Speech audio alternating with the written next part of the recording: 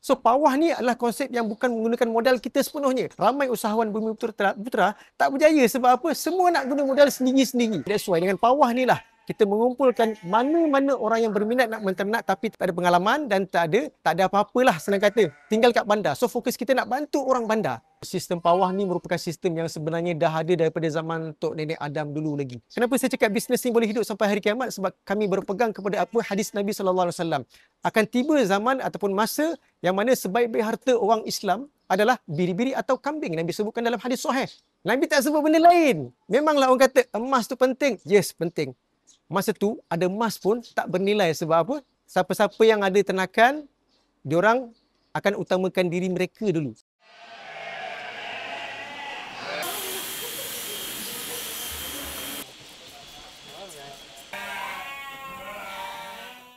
Nama saya Abdullah Muhammad bin Tajuddin. Saya merupakan CEO ataupun founder kepada Berbiri Hostel Empire M Sdn Bhd. Sebelum saya menceburkan diri dalam bidang ternakan, saya merupakan seorang pegawai pusat pungutan zakat di wilayah Persekutuan Labuan selama 5 tahun. Pada 2018 saya berhenti kerja disebabkan saya rasa saya boleh buat lebih daripada apa yang saya kerja lah. Ketika saya berhenti kerja tersebut, saya buat macam-macam bisnes dan ianya tak jadi sebab saya tak ada ilmu bisnes, saya tak ada pengalaman bisnes dan saya tak ada guru lah dalam membuat bisnes. That's why saya jatuh. Sehinggalah saya hampir bankrupt sebenarnya. Dan hutang banyak pada masa tu, saya buat keputusan untuk balik ke Semenanjung untuk berada di kampung saya lah, iaitu di kampung Parit Haji Zain, Air Hitam, Muar Johor. Anak isteri semua duduk Labuan lagi. Saya balik sini sebab nak mulakan bisnes tapi tak tahu. Saya lihat belakang rumah adik mak saya ada kandang biri-biri. Yang mana kandang tu adik saya usahakan. Dan saya tanya dengan adik saya, kau nak mulakan lagi tak benda ni? Kau nak teruskan lagi tak? Dia kata dia pun dah tak nak sebenarnya. Sebab dia plan nak jadi cikgu. Saya buat research, saya keluarkan package menternak dan saya kata dengan adik saya, ada tak kawan-kawan kau yang ada duit lebih? Ataupun kerja cikgu ke, kerja doktor ke, kerja engineer ataupun kerja apa-apalah yang ada duit banyak. Daripada seorang dan daripada nombor tagging biri-biri pada masa tu 001, hari ini nombor biri-biri dah hampir kepada 1000 lebih. Bila dah ada apa kat tangan, kita kena growkan lah, kembangkan. Kalau saya fikir jauh-jauh, saya takkan dapat apa yang saya buat hari ni. So pada masa tu ada biri-biri saja. So kita kaji semua berkenaan biri-biri. Maka biri-biri, macam mana ilmu bisnes biri-biri. Dalam biri-biri ada orang buat trading, ada orang buat breeding. Yang mana lebih untung dan cepat adalah trading. Breeding ni tak ramai yang berjaya sebab ramai yang gagal tengah jalan disebabkan faktor makanan, kos makanan yang tinggi. Tapi macam mana nak bagi dia berjaya? So konsep yang ada adalah pawah. So pawah ni adalah konsep yang bukan menggunakan modal kita sepenuhnya. Kalau saya guna modal saya sepenuhnya, that's why ramai usahawan bumi putera tak berjaya sebab apa? Semua nak guna modal sendiri-sendiri. Kita kena ada kesatuan, that's why dengan pawah ni lah kita mengumpulkan mana-mana orang yang berminat nak menternak tapi tak ada pengalaman dan tak ada apa-apalah senang kata. Tinggal kat bandar. So fokus kita nak bantu orang bandar. Kita tengok statistik berapa jumlah rakyat Malaysia? 34 juta. 34 juta tu kita nak berapa ribu je? Kita nak berapa orang saja? Takkanlah tak ada. Confirm ada. Wujudnya bisnes adalah solve people problem. Kalau bisnes tu tak boleh selesaikan masalah orang, confirm bisnes tu akan tutup. Tapi kalau bisnes tu boleh selesaikan masalah orang, bisnes tu akan hidup sehinggalah hari kiamat. Kenapa saya cakap bisnes ni boleh hidup sampai hari kiamat? Sebab kami berpegang kepada apa hadis Nabi SAW. Hadis Sahih Bukhari yang mana Nabi sebut akan tiba zaman ataupun masa yang mana sebaik-baik harta orang Islam adalah biri-biri atau kambing. Nabi sebutkan dalam hadis Sahih. Nabi tak sebut benda lain. Memanglah orang kata emas tu penting. Yes, penting. Zaman yang Nabi sebut nanti tu adalah makanan. Masa tu ada emas pun tak bernilai sebab apa? Siapa-siapa yang ada ternakan, diorang akan utamakan diri mereka dulu. Ada lebih baru jual kat orang lain. Tapi kena ingat, kat Malaysia ada 34 juta. Biri-biri berapa ekor je kat Malaysia? Statistik tahun lepas menunjukkan biri-biri ataupun kambing hidup hanya ada berapa? Ada 100,000 lebih ekor sahaja. Terlalu sedikit sedangkan rakyat Malaysia 34 juta. Kalau kita nak mengharapkan pada zaman tersebut import, boleh tak? Tak boleh. That's why saya kata bisnes ni valid sampai akhir zaman, sampai kiamat. Orang akan cari untuk makan. Sebagaimana kita ketahui bahawa sistem pawah ni merupakan sistem yang sebenarnya dah ada daripada zaman Tok Nenek Adam dulu lagi. Tapi kebanyakan yang zaman dulu dipanggil pawah tradisional. Macam mana konsep pawah tradisional? Saya adalah orang luar. Awak adalah orang yang mengusahakan ternakan biri-biri. Saya nak ada ternakan, tapi saya tak mampu nak bela. Jadi awak belakan saya punya. Saya bagi awak satu induk. Induk ni betina ibu lah. Dan ibu tersebut melahirkan satu ekor anak. Satu ekor anak tu bukan saya punya. Walaupun induk tu saya punya, tapi awak punya. Dan anak yang kedua lahir adalah saya punya pula. Anak yang ketiga awak punya pula. So dia bertukar-tukar. So itu dipanggil pawah tradisional. Tetapi pawah tradisional ni dia tak ada konsep win-win situation. Sebab apa? Dia tak nyatakan berapa kos upah. Upah tu yang penting. Kalau hanya sekadar terima anak pertama, terima anak kedua, sebelum dia dapat anak dia makan. So kos makan siapa yang tanggung? That's why lah konsep pawah tradisional ni dia tak boleh grow, tak boleh berkembang, tak boleh maju. Sebab orang yang mengusahakan tu tak boleh nak survive. Nak tunggu dapat anak tu nak kena makan. Nak makan nak pakai duit siapa? That's why dengan ada konsep moden, kita kaji dia kena lebih win-win situation. Contoh, saya adalah orang yang nak menternak. Awak adalah pengusaha. Awak nak bela ternakan saya. Awak minta saya kos upah, kos operation, kos makan, kos upah pekerja, kos ubatan basic dan juga apa-apa lagi lah yang berkaitan kan, minuman, elektrik, kandang dan sebagainya, bukannya free semua. So kena ada benda tu win-win situation.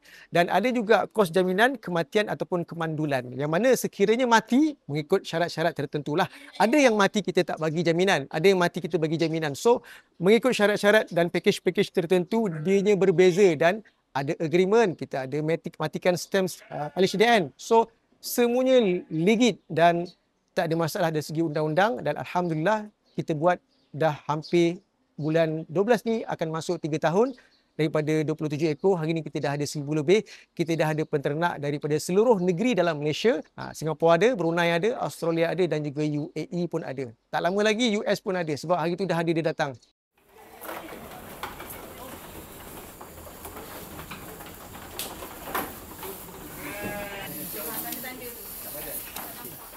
Kita sedang memberikan vaksin STVac 7 kepada biri-biri yang ada di sini untuk mencegah penyakit paru-paru kepada biri-biri lah. Sebenarnya ini merupakan percubaan pertama untuk vaksin jenis STVac 7 ni. Kerana vaksin ni merupakan vaksin yang baru dikeluarkan. Kaedah pemberian dia bukan dalam bentuk suntikan tetapi lebih kepada semburan lah. Apa yang anda lihat kat sini adalah biri-biri baka blackhead doper, yang mana baka ni merupakan baka yang berasal daripada Afrika dan ia sudah banyak dikembangbiakkan di Australia dan dibawa masuk ke Malaysia untuk dikembangbiakkan di Malaysia juga. Anda lihat di badan biri-biri ini ada tanda ataupun marking berwarna seperti warna biru, warna hijau ataupun warna merah supaya kita tak bagi kali kedua. Sebab bukan mudah kita nak ingat bila kita dah bagi vaksin sebab jumlah dia banyak dan dalam masa sama mereka ni sentiasa bergerak. Dan kalau nak kira pun, ini antara kaedah yang digunakan lah, iaitu kita marking kat badan dia dengan warna apa-apa pun, then kita akan nampak mana lagi yang belum kita kira ataupun marking. Apa yang kami buat kat sini adalah breeding, iaitu pembiakan. Kita bukan menternak kaedah trading, iaitu kita ambil biri-biri daripada mana-mana, kita beli, kemudian kita bawa masuk, kita pump 2-3 bulan, kita jual balik. Itu bukanlah kita buat hari ni. Apa yang kita buat adalah lebih kepada konsep breeding. Dia memerlukan lebih banyak betina. Dan dekat kandang nombor 2 yang ada sekarang ni, majoritinya adalah betina. Kerana kat sini kita kumpulkan induk-induk yang mana induk tersebut akan beranak dan anak tersebutlah kita akan besarkan dia sehinggalah cukup masa untuk dituai ataupun dijual, maka pada masa itu barulah dijual. So purata berat induk yang ada kat sini adalah sekitar dalam lebih kurang 40, 50 ataupun 65 kilo. Sebelum adanya kandang nombor 2, kandang nombor 1, saya bermula dengan hanya 27 ekor sahaja. Kandang tu masih kekal sebab kita nak kekalkan dia sebab nak tunjukkan bahawa inilah permulaan kami. Kita tambah sebelah dia kandang nombor 2. So kandang nombor 2 ni kami buat dengan lebih sistematik supaya lebih tersusun, mudah diurus dan lebih selesa lah. Dan ada juga kandang nombor 3 sekarang sebab kandang nombor 3 tu berada di lain tempat. Dan untuk makluman semua, kenapa diasingkan tadi? Okey, supaya lebih mudah diurus. So kandang nombor 1 yang mana kami bermula dulu, kami jadikan dia sebagai kandang kuarantin. So dia terasing sikit lah dan kandang tu tak terlalu besar, cuma boleh muat paling maksimum pun 60 ekor lah. So kandang nombor 2 ni dia lebih kepada kandang breeding, pembiakan. So kita ada pembahagian bilik untuk mengawan, bilik untuk yang kurus, bilik untuk yang sedang berehat ataupun lepas mengawan, dan juga ada juga bilik susu. Maksudnya ibu yang sudah beranak kemudian dia masih menyusukan anak, yang masih anak tu berumur sebulan hingga 3 bulan, kami letak dalam satu bilik yang sama antara mereka. So mereka tak bercampur dengan induk-induk lain. Ada yang sakit kita asingkan, dan bila beranak pun kita asingkan. Bila asing, kadar kematian akan berkurang dan kesihatan akan lebih baiklah kat situ. Setiap ekor biri-biri ni dia punya perangai dia berbeza, dia sama macam manusia. Semua manusia takkan ada yang sama. Sama juga biri-biri takkan ada yang sama. So kalau kita lihat ada yang kita lepaskan, kadang-kadang bukan kita lepaskan, tapi mereka sengaja cari peluang untuk keluar. Sebab ada perangai yang nakal, ada perangai yang baik, ada perangai yang taat, ada perangai yang kita cannot control. Tapi kita cuba yang terbaik lah. So sama juga kalau kita lihat pada zaman Rasulullah ataupun Nabi SAW, kenapa Nabi ataupun Rasulullah SAW diangkat menjadi Rasul, dan sebelum diangkat menjadi Rasul, mereka menjadi penggembala biri-biri ataupun kambing. Kenapa sebenarnya? Kerana mereka dilatih untuk menahan sifat sabar, dilatih untuk mengurus, dilatih untuk pelbagai kerenah biri-biri sebelum bertemu umat yang lebih banyak cabaran dia. Bila kita nak jaga mereka, kita kena tahu mereka makan apa. Bila waktu makan mereka ada yang sabar, ada yang tak sabar. So kita kena sabar. Seterusnya, bila mereka sakit, macam mana kita rawat dia. Dan bila mereka nak beranak, macam mana pula kita melayani ataupun menyantuni mereka ketika beranak. Dan bila mereka dilepaskan meragut, macam mana kita nak kawal mereka. Itulah latihan yang mana Rasulullah dan Nabi dilatih sebelum mereka diangkat menjadi Rasul, sebelum jumpa dengan umat manusia.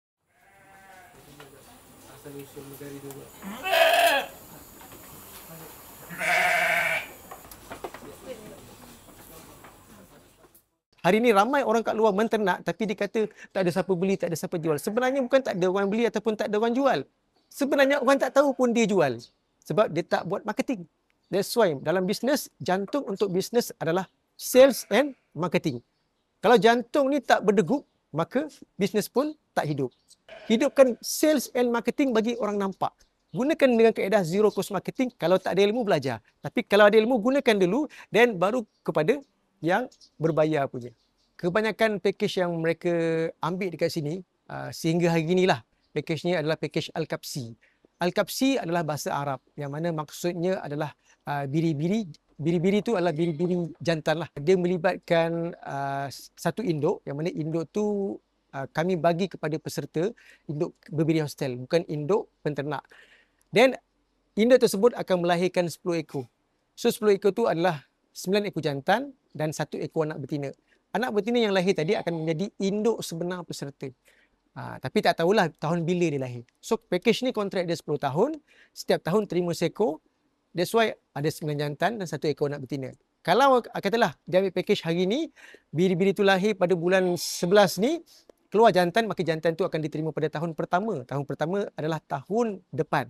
Lahir betina, induk pinjam tadi lahir betina, maka betina tu akan menjadi milik peserta, iaitu induk yang kita kata 1 anak betina dan 9 ekor jantan. Harga dia lebih kurang 8,500, akan datang mungkin akan meningkat. Sebab nilai 1 ekor biri-biri atau kambing dalam hadis Nabi sebenarnya menyamai dengan nilai 1 dinar emas. So 1 dinar emas tu value dia berapa? Lebih kurang dalam 1,300, 1,400 atau 1,500. So itulah nilai sebenar seekor biri-biri ataupun kambing. So kalau nilai emas naik, maka package juga akan meningkat. Sebab hari ini semua benda naik. 9 ekor jantan yang ada di sini tadi, anda tak perlu bayar cost operation dia. Tapi 1 ekor anak betina tadi, anda kena bayar cost operation dia, iaitu 80 sen sehari. Melibatkan 80 sen tu adalah kos makan, ubatan basic, upah pekerja, apa-apa nak besarkan kandang, maintenance, bil air, bil elektrik dan lain-lain. Hanya 80 sen sehari. Setahun bersamaan RM292 sahaja untuk 1 ekor anak betina yang anda dapat tadi. So, kos dia terlalu murah. Okey, untuk pakej Al-Khuruf harganya bernilai 6,500, anda akan dapat 12 ekor jantan yang mana konsep dia sama macam Al-Kapsi tadi. Anda diberikan pinjam 1 ekor induk betina yang mana induk tu kalau anda dah pilih, peserta lain tak boleh pilih. So dia tak akan ada isu 2 peserta dalam 1 induk. So induk tu akan melahirkan anak dan 12 ekor anda akan terima dalam tempoh 10 tahun, bermaksud setiap tahun seekor. Tahun terakhir barulah 3 ekor. So total semua jantan yang anda terima adalah 12 ekor untuk pakej Al-Khuruf, iaitu 12 ekor jantan. Pakej Al-Ghanam Plus pula adalah 1 ekor induk betina saja pakej dia, yang mana induk tu 100% tuan anda punya. 1 ekor induk betina tadi yang Al-Ghanam Plus ni, induk betina tu sebenarnya adalah induk yang lahir di kandang berbiri hostel, bukan yang kami bawa daripada luar. Yang mana milik peserta-peserta lain dapat anak betina dan dia nak jual anak betina tadi kepada pakej. So dia akan jual dalam bentuk pakej Al-Ghanam Plus ataupun An-Najah Plus. Al-Ghanam Plus ni adalah induk betina berumur setahun ke atas ataupun 10 bulan ke atas. Yang pakej An-Najah Plus adalah induk betina dara berumur 5 bulan sehingga 9 bulan. So harga Al-Ghanam Plus pula adalah 6,300. Harga An-Najah Plus pula adalah 5,700. Anak yang lahir daripada induk dua ni tadi 100% anda punya, sama ada jantan ke, betina ke, kembar ke dan sebagainya. So kalau dia lahir anak betina, anda nak jual anak betina kepada pakej Al-Ghanam Plus, anda akan dapat 35% daripada harga pakej jualan tadi. Kalau harga pakej Al-Ghanam Plus 6,300, maka 35% daripada 6,300 adalah 2,000 lebih. So anda dapat anak betina, anda jual kat luar belum tentu dapat 2,000 lebih. Betul. Anda jual dengan kami anak betina yang berumur sekian-sekian mengikut pakej Al-Ghanam Plus ataupun An-Najah Plus, maka anda dapat 35% daripada harga jualan pakej. Dia lebih berbaloi berbanding jual sendiri kat pasaran luar.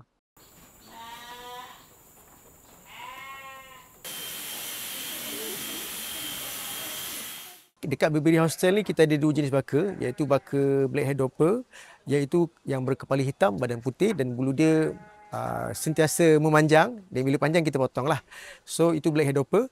Yang kedua adalah baka Santa Ines, biri-biri Santa Ines. Yang mana biri-biri Santa Ines ni asal sebenarnya adalah dari Brazil.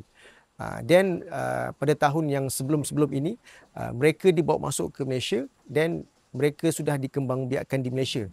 Dan hari ini sebenarnya biri-biri baka Santa Ines ni dah banyak ada di Malaysia dan dia punya kadar pembesaran dia pun lebih baiklah berbanding baka lain. Sebab apa? Sebab suhu ataupun cuaca di Malaysia ataupun iklim kat Malaysia lebih kurang Brazil juga.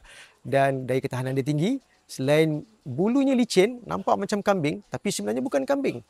So ramai orang tertipu. Orang kata ni kambing, sebenarnya bukan. Dan orang pun cakap ini kambing biri-biri. Itu lagi salah. Sebab kambing dicampurkan dengan biri-biri. Dia ada kecelaruan identiti. Sama macam lembu dengan kerbau, betul. Lembu dengan kerbau dia tak boleh bergabung. Dia tak boleh mengawan. Sama juga biri-biri dengan kambing dia langsung tak boleh dikacukkan kerana kromosom dia berbeza. Apa yang saya pegang ni adalah nama dia Boboy. Biri-biri ni adalah biri-biri jantan, baka Santa Ines lah. Yang mana sebenarnya baka Santa Ines ni adalah baka yang sangat bagus untuk dibuat baka pedaging. So daging dia dipanggil daging premium. Kalau kita tanya tukang golek pun, mereka lebih suka golek baka Santa Ines. Sebab apa? Mereka kata tulang dia halus, daging dia banyak. So berbaloi untuk dibuat makan. Kita ambil daripada penternak yang baka daripada tempat dia tu ada asal usul silsilah daripada Brazil lah. So kita ambil, kita beli dan kita jadikan sebagai bapa kandang kat sini. Okey, kalau kita lihat kat sini, ni Santa Ines yang tak ada tanduk lah. So Santa Ines memang tak ada tanduk. Tapi kenapa ada seekor kat sini dia ada tanduk? Sebenarnya masa sebelum dia lahir, sebab dia lahir kat sini. So kita bawa ibu dia masuk ke kandang kami dalam keadaan ibu dia dah bunting. So bila dah bunting, kita tak tahu siapa bapa dia. That's why keluar tanduk. Mungkin bapa dia baka Damara ke ataupun baka lain yang memang ada tanduk. So ini bukan baka Santa Ines pure lah. Sebab dia ada cross baka lain.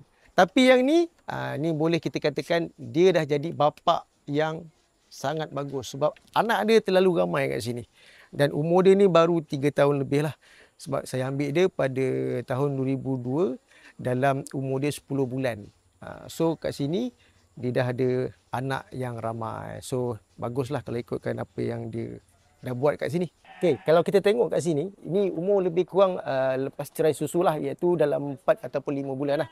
So ini sebenarnya baka Santa Ines. Tapi kenapa kita tengok ada bulu-bulu yang keriting macam ni? Bila mereka lahir, bulu dia licin.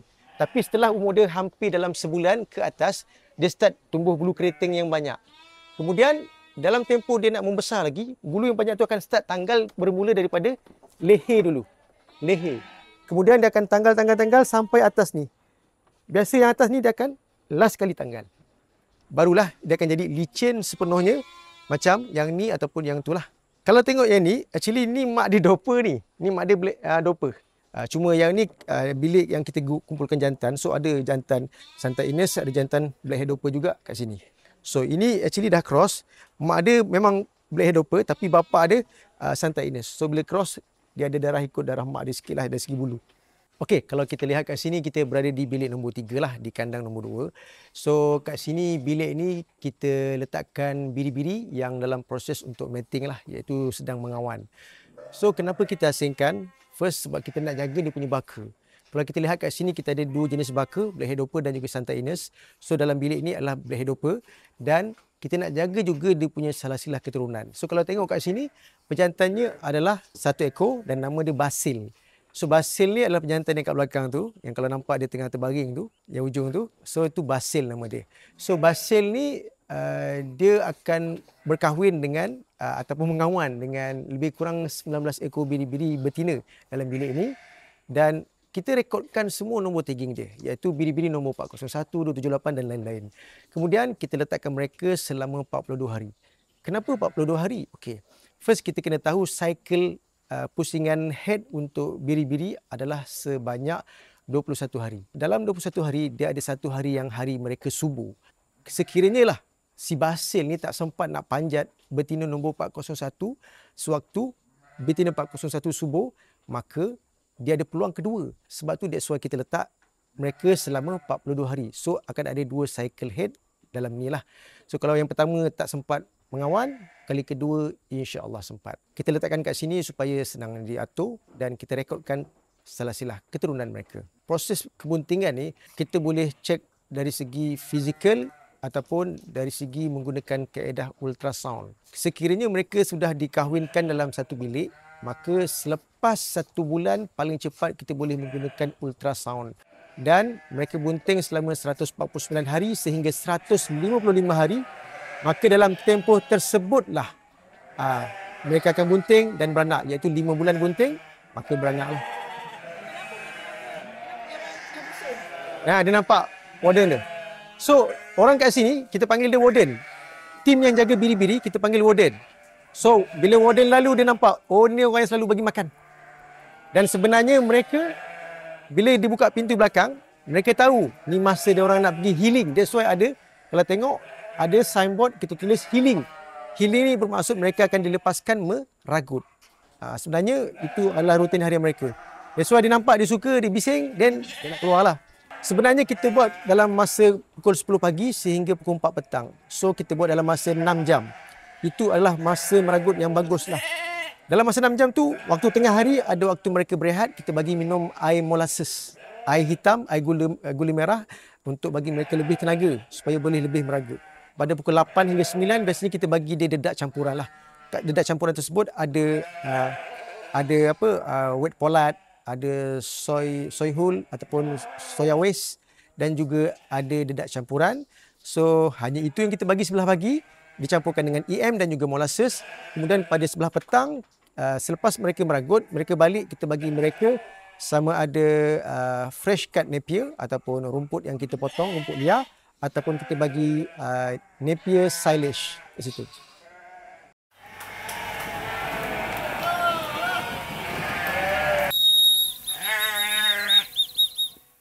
Sekarang ni musim hujan. So semalam pun kita tak lepaskan dia ragut, dah beberapa hari tak lepas. So bila hari pertama setelah beberapa hari tak lepaskan meragut, bila hari pertama dikeluarkan ragut, biri-biri dia akan suka berlari daripada meragut untuk setengah jam ataupun sejam pertama lah biasanya. Sebab dia nak buang angin dulu dan dia nak bagi exercise dulu lah. Itu normal. Dan apa yang nampak kat sana, kita ada juga anjing, baka border collie. Nama dia Moon lah, yang mana kita beli daripada Taiwan. So baka border collie, anjing baka border collie ni sebenarnya, dia adalah anjing nombor 1 paling bijak dunia. Dan kalau kita lihat di New Zealand, di mana ladang-ladang ternak yang menggembala biri-biri, mereka banyak menggunakan anjing baka border collie sebab dia memang jaga border. That's why nama dia border collie, border. So dia jaga sepadan supaya biri-biri tu tak keluar lepas daripada sepadan dan dia bijak mengikut arahan. Kita suruh panggil balik biri-biri, dia akan panggil. So kalau ladang tu besar, dia wajib ada anjing ni sebab takkan kita nak guna tenaga manusia sepenuhnya. Kan?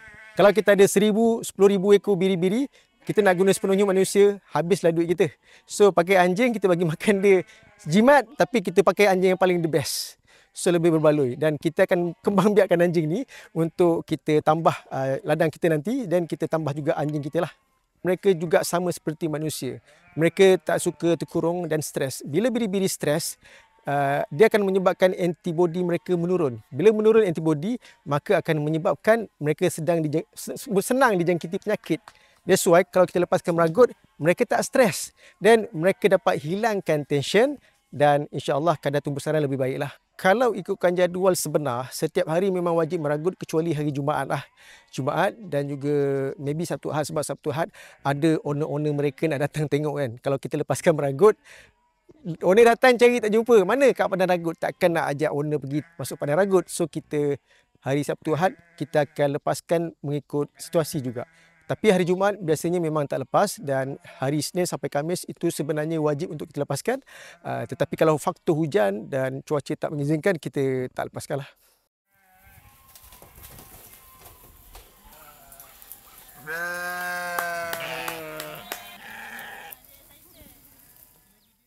Cabaran adalah kepercayaan orang sekeliling. Pada masa itu siapa saja yang percaya?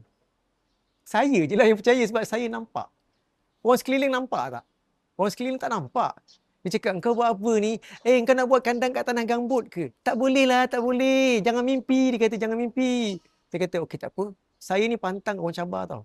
Kalau orang kata, engkau tak boleh buat, saya pantang orang cakap macam tu. Saya akan jadi, bagi buat, walaupun lambat, yang penting hasil dia jadi. Itu je saya nak. Yang kedua cabaran adalah untuk memberi trust kepada customer yang baru nak menternak dengan kami. Kan, macam mana orang nak menternak? Kandang pun tak ada lagi. Ada, tapi kandang buruk lah. Kan, macam mana nak buat orang percaya?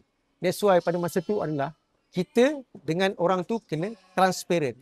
Dalam bisnes, kalau you all nak pergi lebih jauh, pertama adalah jujur, terus terang. Biarlah orang nak kata apa. Yang penting kita tahu apa kita buat dan kita nampak apa yang sedang kita nak capai. So, proses tu adalah progress. So, kalau kita boleh percaya kepada proses, maka kita percaya kepada progression, perkembangan tu. Hari ni dengan esok, adakah lebih baik? Kalau lebih baik, itu baguslah. Kalau hari ni sama dengan esok, something wrong. Kalau hari ni lebih teruk daripada esok, lagilah masalah besar.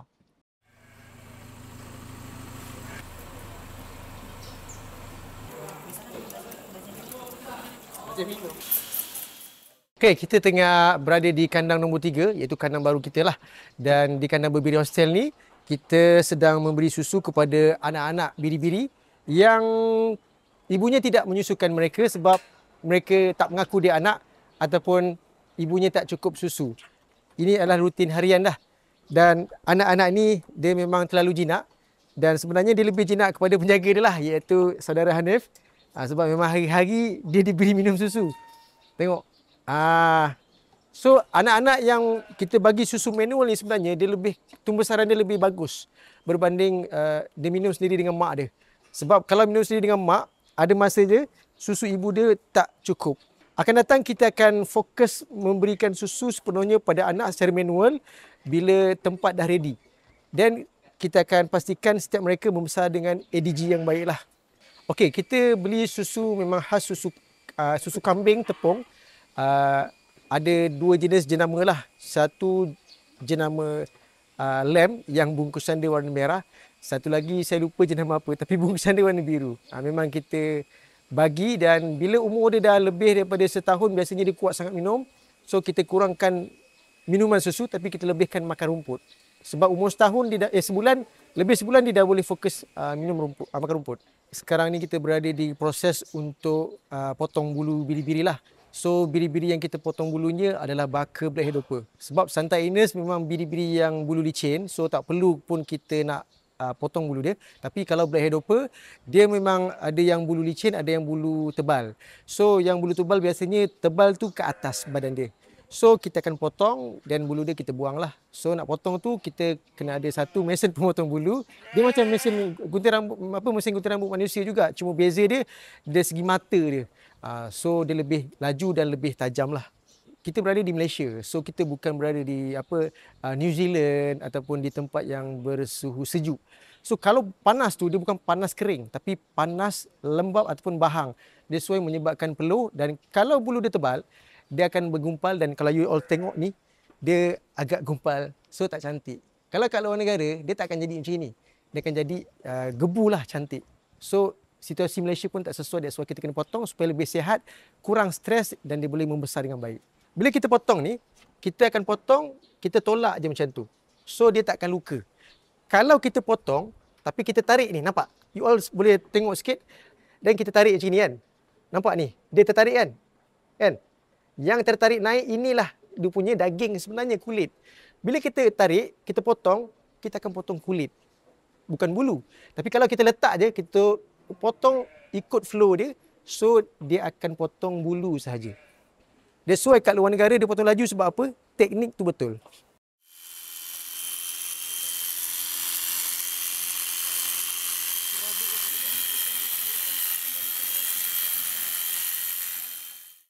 Okey, kita sekarang ni tengah membersihkan luka daripada seekor biri-biri lah. Yang mana luka ni asalnya adalah luka bottle jaw, yang mana dia ada kecacingan yang tinggi sehingga bengkak di bawah dagu, tapi bengkak tu tak keras lah, dia lembut. So actually tu cacing yang sangat tinggi. Sehinggalah dia menyebabkan bocor dan keluar nanah lah. Kemudian kami rawat dia dalam masa seminggu, dan hari ini adalah proses untuk dressing lah, iaitu membersihkan luka-luka luar sehinggalah dia betul-betul sembuh dan baik. Okey, actually di Bibiri Hostel setiap pagi kita ada tim kesihatan yang diketuai oleh saudara Nur Hanif lah, yang mana dia ada tim dia juga. Setiap pagi bila masuk saja kandang pukul 8, mereka akan cek semua biri-biri dari segi fizikal untuk pastikan semua biri-biri sihat. So apa yang dicek adalah fizikal, iaitu kalau ada bengkak bawah dagu maka itu adalah bottle jaw ataupun CLA. Dan mereka akan tengok aktif tak mereka berjalan dan bergerak. Kalau terdengkur-dengkur dari masalah kaki, sama ada foot rot ataupun kaki dia bengkak, terseliuh ataupun patah lah. Yang kedua, kita akan tengok fizikal dari segi perut dia, sama ada perut sebelah kiri itu ternaik ataupun sama dengan sebelah kanan. Kalau ternaik, kita akan tepuk untuk pastikan sama ada kembung ataupun kenyang. Kalau kembung, kita akan rawat ubat kembung lah. Dan banyak lagi faktor fizikal, antaranya kita akan tengok bulu biri-biri tersebut. Kalau tak cantik, dia kembang, dia mengembang, dia seolah-olah macam meremang, itu memang tanda simptom cacing yang tinggi lah. So sebenarnya pada hari ini alhamdulillah kita dah banyak kurangkan kadar kecacingan daripada masa ke semasa, dan keadaan menjadi semakin baiklah sebenarnya pada hari ini.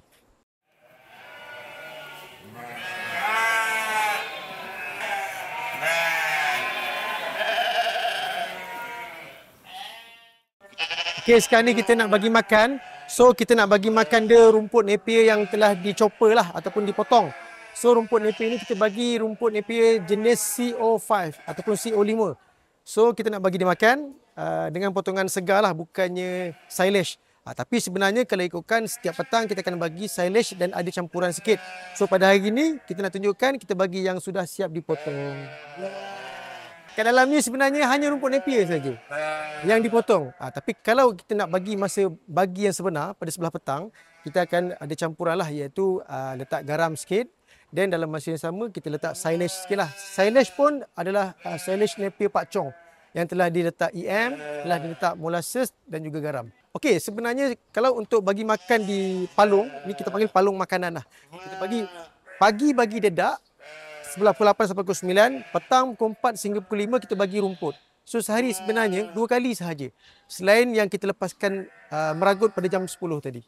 Kalau untuk bagi makan ni, sebab kita buat breeding, so untuk jumlah makanan kita bagi biasanya satu kali makan dedak dalam 500 gram dedak.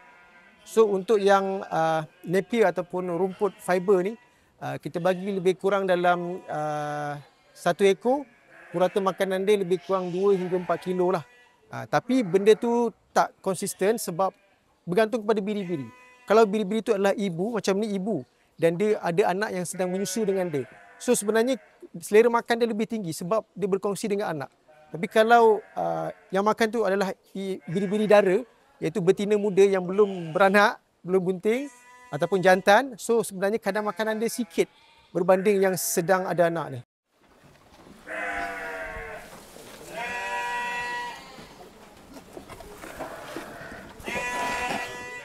Pada anda semua yang tak kenal lagi siapa Berbiri Hostel, anda boleh search di Google Berbiri Hostel Empire, tekan location, terus datang ke sini. Anda boleh follow TikTok kami.